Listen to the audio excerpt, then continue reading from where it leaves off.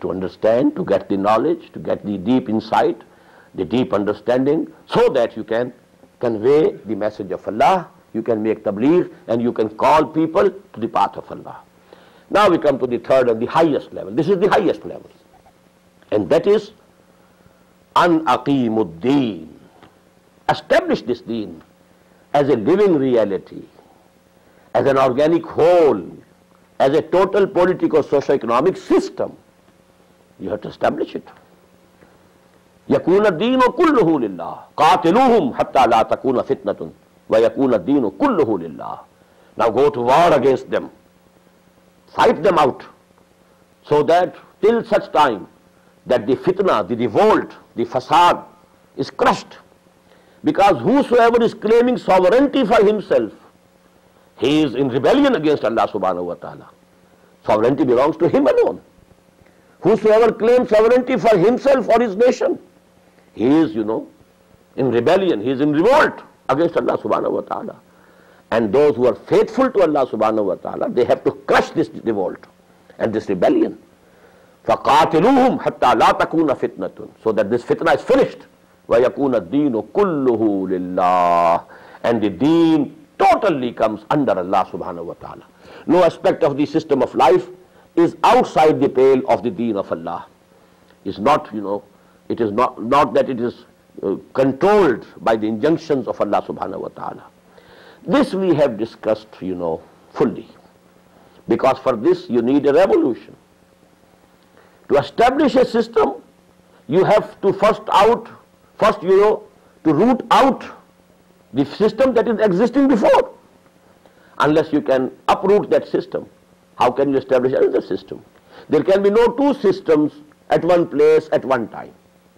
There cannot be monarchy and democracy, except the Britishers, because they are retaining their king or queen just as symbols, nothing else. It's democracy, not monarchy. Same is the case with the Japanese king. But monarchy, imperialism and democracy can't coexist. Capitalism and communism or socialism can't coexist. So you have to uproot the system which is existing before, and then only you can establish a system which you like, which you think is the only just order, social order. So for that you need a revolution. And we have, as you've seen, we have discussed, 3 hours we took to understand this process of revolution, how Muhammad sallallahu alaihi wasallam accomplished that miraculous feat, to establish the deen of Allah and to bring about the total, most profound revolution of human history within 20 years. We have studied it, and here let me add, and just to remind you, that now at the final level of jihad you have passive resistance, because now it's the confrontation of force and taqa. You must use force. You must use quwwah. أَعِدُّوا لَهُمْ مَا اسْتَطَعْتُم مِّن قُوَّةٍ وَرِبَاطِ الْخَيْلِ. For that you will have to gather strength and force and power. That is, you have to do.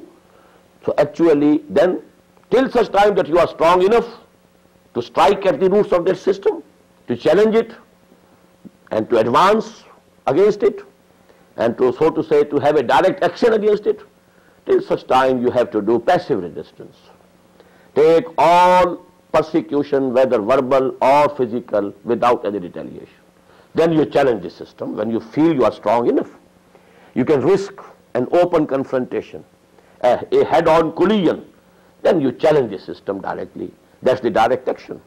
And then, if there is armed conflict, you risk your life and you come in the field, and that is now qital. Now you see, I discussed 3 levels, and at every level we have either 3 aspects or 3 levels. So multiply 3 by 3, so this is a 9-storied building. Jihad against your own nafs, jihad against shaitan, jihad against the social pressures of the society.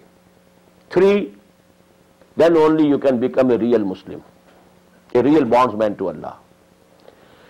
Dawah and tabligh at the level of hikmah, dawah and tabligh at the level of mau'izah, dawah and tabligh at the level of jidal, Then only you can propagate your ideology. Then at the third level, passive resistance. Have sabr. Isbiru ya ala Yasir, fa inna maw'idakumul jannah. For 12 long years at Makkah, there was no permission to retaliate. Then active resistance. Passive resistance first, then active resistance. Challenge them. And then at the 9th level, it was armed conflict.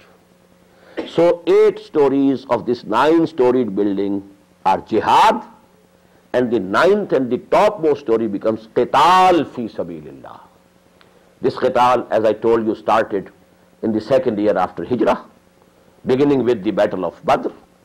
And as far as the Arabian Peninsula is concerned, it ended in the 9th year after Hijrah.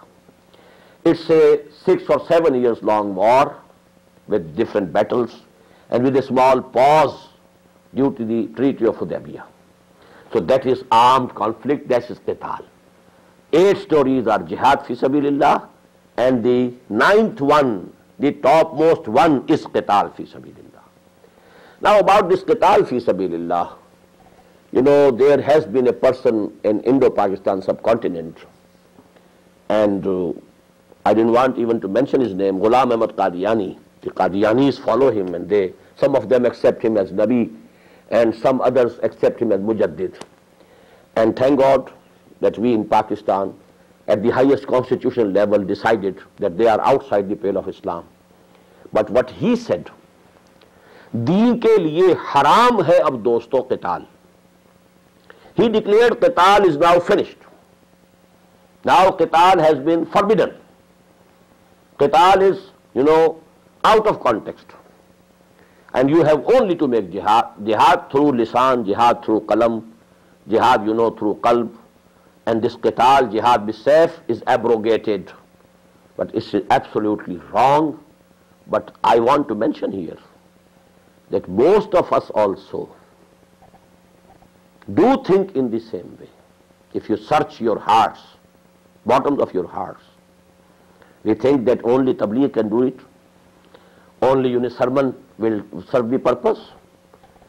Why? The war was only for defense. There was, you know, no initiative was there from the side of the Prophet ﷺ. I have given my views in detail. The initiative was taken by Muhammad ﷺ after Hijrah.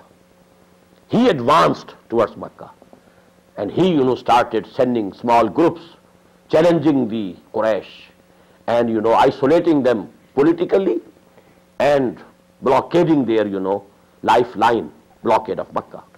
So actually this qital, I have narrated the hadith, you know, from Hazrat Anas radiyallahu ta'ala anhu, and it has been included by Imam Abu Dawud rahimahullah in his Sunan, you know, and that is al-jihadu mazin muzbasani Allahu ila yuqatila akhiru hadhihi al-ummati ad-dajjala. Jihad, and here he means by jihad qital, because later on he uses the word qital. This will continue from the day Allah sent me to the times when the last part of my ummah will go to war against Dajjal. And that last time when I came here and I gave a lecture, that time is not very far off. That lecture of mine, a videotape was prepared that is available here. The turmoil in the Muslim Ummah, the things are going in that direction very fast. The appearance of Dajjal is not very far off now.